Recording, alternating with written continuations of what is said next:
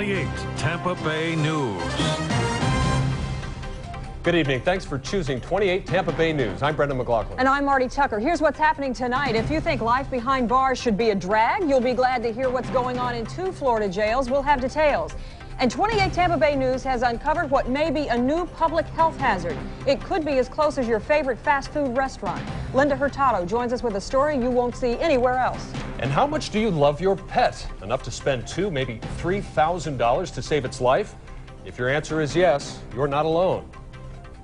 More on those stories later, but first, a Manatee County Sheriff's deputy is in hot water for allegedly playing a sexual game of truth or dare with a teenager. He is charged with assault on one girl, but as reporter Don Germain reports, detectives are afraid there may be more victims.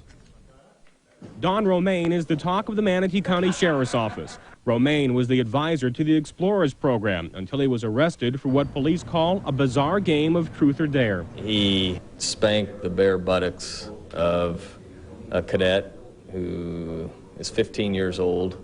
28 Tampa Bay News got a hold of the arrest report. Here's what it said. The girl told sheriff's deputies Romaine dared her to engage in sexual sadomasochistic acts. Well, he was trying to get her involved in bondage and slavery, and he obviously did. Court documents claim Romaine wanted the 15-year-old to be his submissive slave. Detectives raided Romaine's home and found multiple instruments used for sadomasochistic rituals. We wanted to talk to some of the parents of the Explorers to see what they had to say about this guy, but sheriff's officials wouldn't give us their names. That's because detectives say those kids are still considered witnesses or possibly even victims. We did talk to one former cadet who was not a victim and can't believe the allegations. He was a nice guy. I mean, from my, understanding, he cared about us and, he would do anything he could for us. The police Explorer Scouts had no comment about this incident. As for Romaine, he's resigned his post and for now is free on bond. In Manatee County, Don Germain, 28 Tampa Bay News.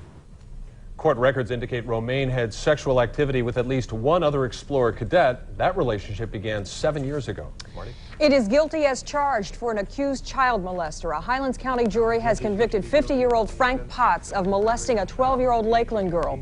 Potts is also a suspected murderer. He was arrested last March when somebody found a body on his property in Alabama. The Potts trial had to be moved from Polk County because of pretrial publicity. The judge has recommended a life sentence without the possibility of parole.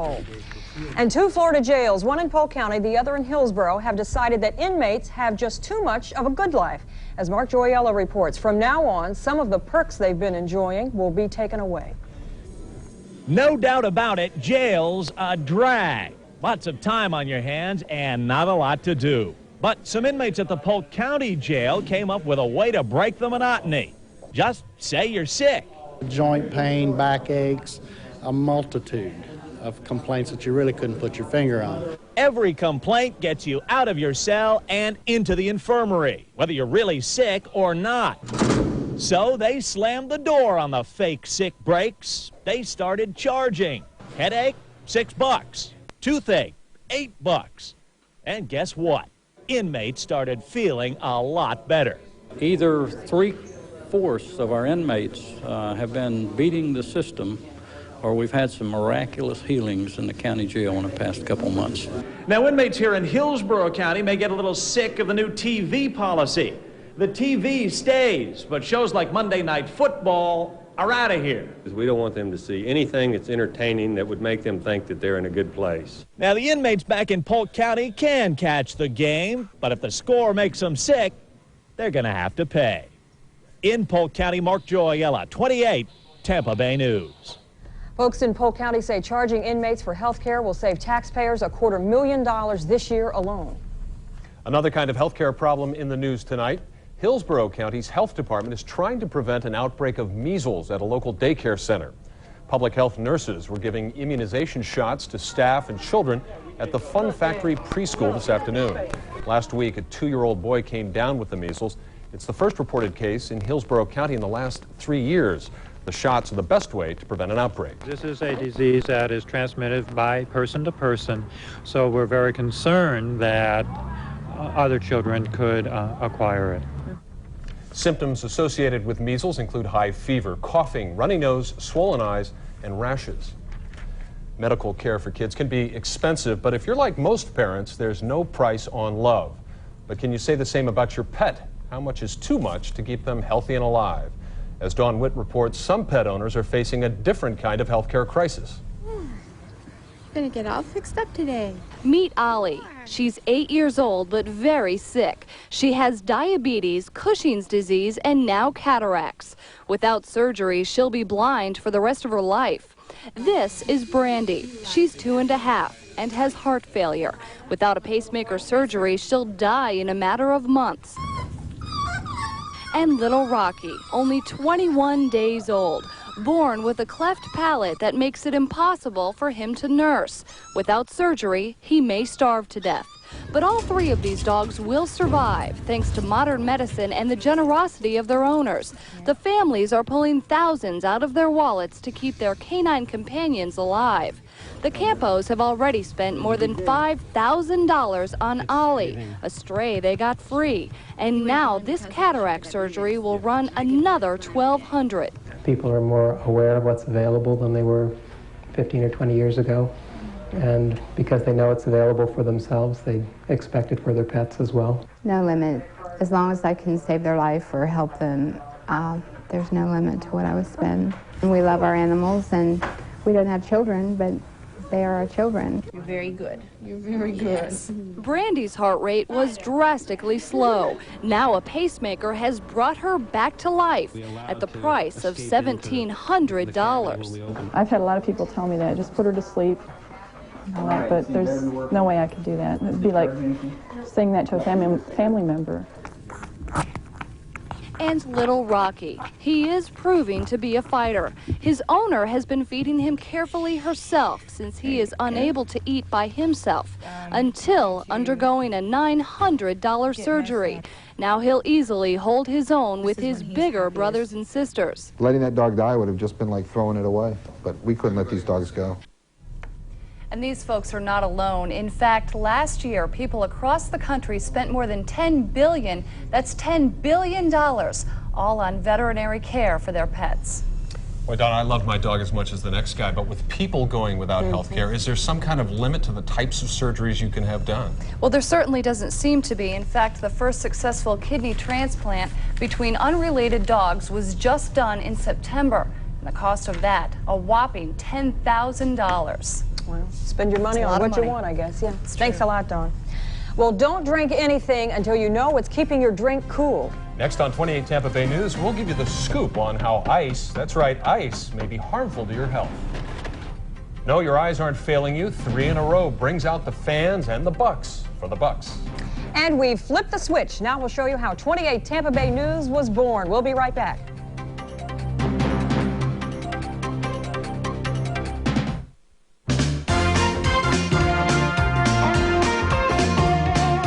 It must be 28 Tampa Bay, well, ABC. If it's hot, looking great, then it's the only place to be. Working hard to be your favorite. Sports and news as it breaks. The one with all the shows you want to see. It must be 28 Tampa Bay, well, ABC. You're watching 28 Tampa Bay News with Marty Tucker and Brendan McLaughlin. Meteorologist Wayne Shattuck and Drew Soisher Sports. We've all seen the headlines and heard it on the news. Cases of fast food making people sick. In well-known cases such as the E. coli scare in Seattle, it was the food that was the culprit. This time around, it's something else. Linda Hurtado joins us from the newsroom with a 28 Tampa Bay News investigation. Linda? Well, Brendan, many of us eat fast food, right? But have you ever felt just a little bit sick afterwards? Many people attribute that queasy feeling to the food they just ate. But biologists say it could be what you're drinking. So we decided to check out that theory, and what you're about to see may make you say, please, hold the ice. In order to test ice for bacteria, we needed a lab. A microbiologist at Geo's told us how to collect the samples.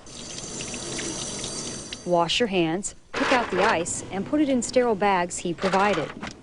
We drove through East Tampa, choosing at random 4 places many of us get ice. A Church's Chicken, a bag of ice from outside of Texaco. Let's try the big gulp. A 7-Eleven, a Subway, and to be fair, we even took a sample from the refrigerator at WFTS. The process takes 24 hours, taking ice and sampling it for bacteria. This test would be considered an okay test. Biologist Mike Camerata says that sample came from a bag of ice we bought at Texaco. Compare that to this, the sample from Church's chicken. Notice the green sheen on the dots. Camerata says those are colonies of total coliform, bacteria that comes from the environment. Not necessarily harmful, though. Now look at this, the sample from Subway. Camerata says the blue dots are colonies of fecal bacteria, human or animal waste. Yeah, I was actually surprised at the high fecal numbers for drinking water and ice being basically drinking water. I've seen in tests, I've ran several hundred tests, I've seen where you might have 1 or 2 fecals before, but I actually have never seen numbers this high. Camerata was so surprised at that outcome, he insisted on doing the test again. Sampling the ice himself this time using a sterile container. But by state standards, what does the test you ran on Subway, I mean, what would the state say about that? That would be clearly unsafe, the Subway running. The Department of Professional and Business Regulation inspects restaurants, so we brought the results to them. It is a concern. We certainly will follow up based on one test sample. We, aren't going to close it down or anything that drastic, but we'll follow up to see if we can further identify exactly what the contamination is and where it is. Now, I spoke with the manager of that Subway on 56th Street. She says the ice is made right there in that store, and she was very surprised at the lab results. We were surprised to learn no state agency tests ice like that unless someone complains of getting sick. Brendan? Bottom line, Linda, are we risking getting ill by having an icy soda at Subway? Well, that's the question. Camerata says he needs to do more testing to see just how contaminated that ice was. And the problem is no one knows where that contamination came from. But Dietrichson told me as a result of our investigation, her agency plans to check it out. We'll look forward to the follow-up. Thank you, Linda. Oh, great. Well, guess what? A Bucks ticket may actually become a tough ticket to find. Ahead on 28 Tampa Bay News, why are fans suddenly so interested in picking out a seat in Tampa Stadium?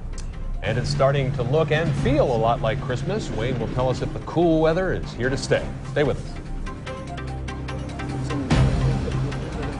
Wayne, it is some kind of nice out there. You blew into town and blew in this good weather. I brought it. I did it. And you brought in those wild ties, too. Well, thank you. Thank you. Like that tie? Cool ties. Well, good, good. We did have a beautiful day. A cold front in the past 24 hours has swept across the state, brought in some drier air and some cooler temperatures. Let's take a look at our current conditions. We have now 66 degrees in Tampa. The humidity is 70%.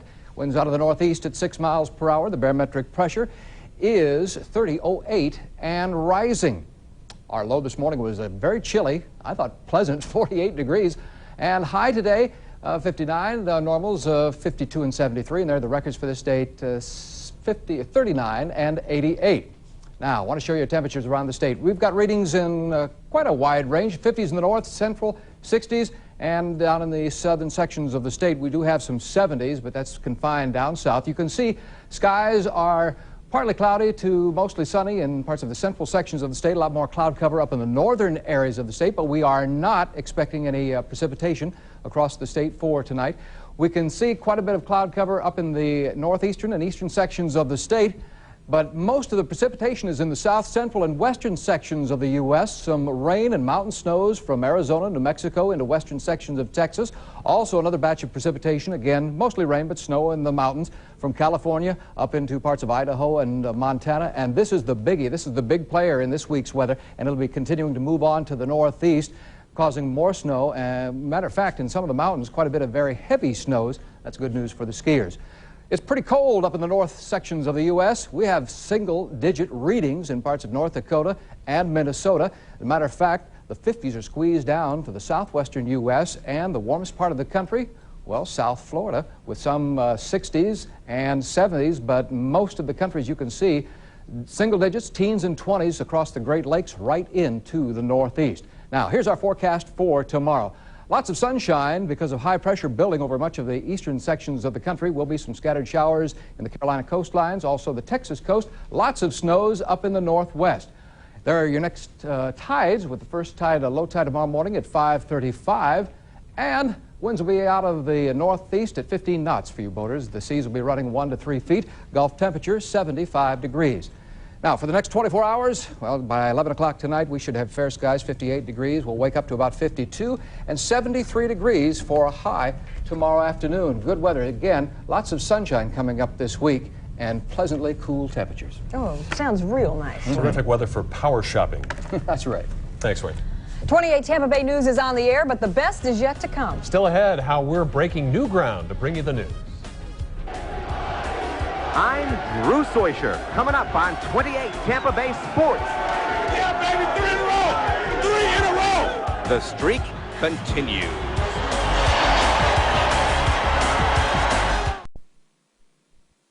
Sideline. Well, the gray means it's sold out. The Bucks' winning ways are beginning to affect ticket sales. People were lining up to get seats for the final home game of the season. On Sunday, the Bucks beat the Rams, their 3rd straight win.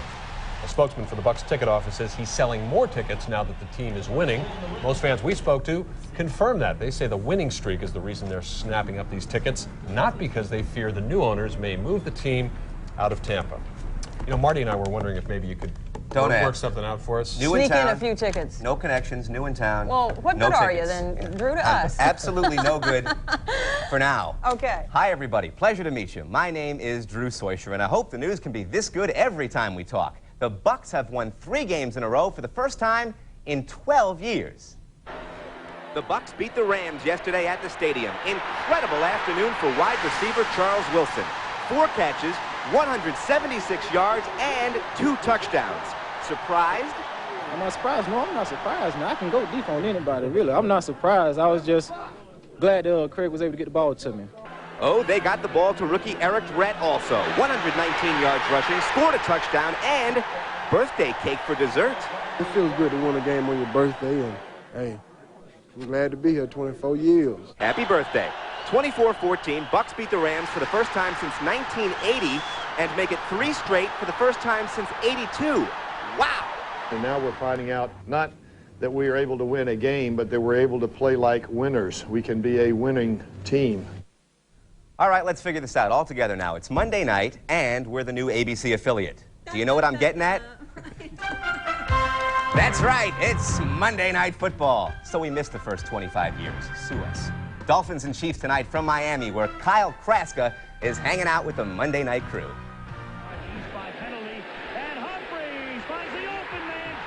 For the touchdown. Now in its 25th season, Monday Night Football is at the peak of its success.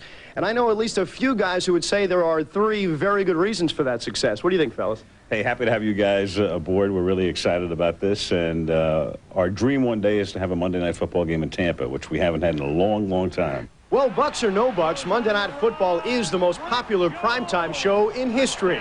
And starting tonight, it can be seen only on WFTS Channel 28. We like to think of it as really a sports institution. It's grown into that over the years. We're a part of it. We feel, well, we enjoy it, but we feel a responsibility to it. You'll see it tonight on ABC Monday Night Football. It's almost as if you can't say the words Monday night without saying football. And what would Monday nights be without football? Truly, it has become an event, a legacy. And Frank, Al, and Dan are a significant part of that. I think America has grown comfortable with us. I think it's obvious that we're good friends, that we enjoy each other's company, and that we try not to get in the way of the football game. I think we realize the football game is still the most important thing that is happening on a Monday night. In Miami, Kyle Kraska, 28 Tampa Bay Sports. Even if the game's no good, the theme music always is.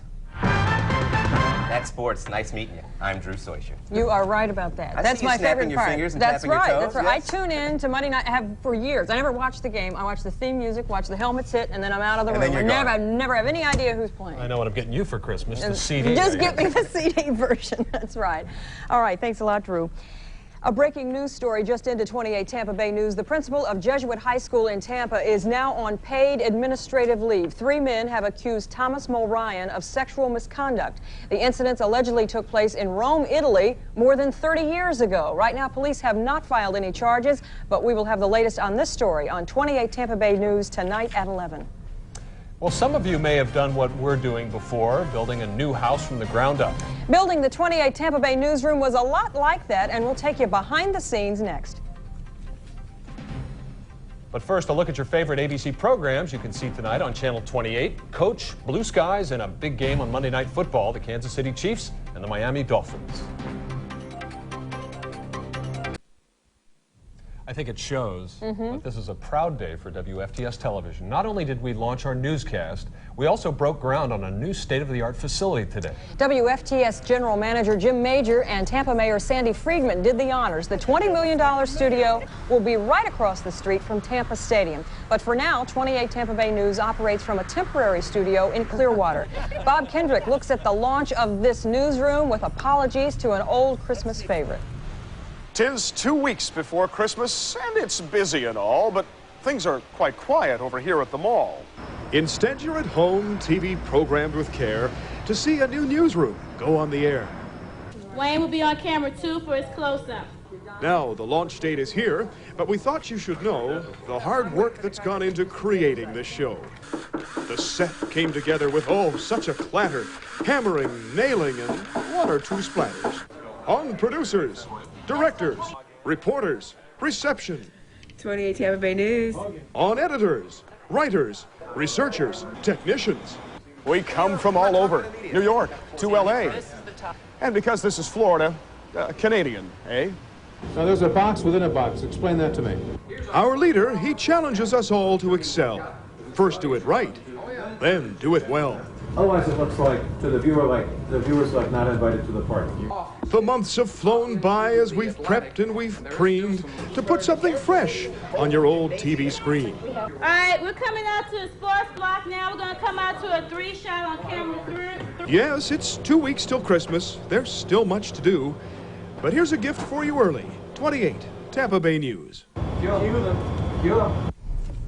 We don't actually always move that fast around the studio here, but we have been working hard to put this together, and we're real excited about it. We are so excited to be here, coming from near and far, but Tampa Bay is our home now, and we are thrilled to be here, and we have some great stories coming up real soon. If you have any questions about the affiliation switch, you can call our 28 Tampa Bay hotline at this number, 623-2828, then press 5.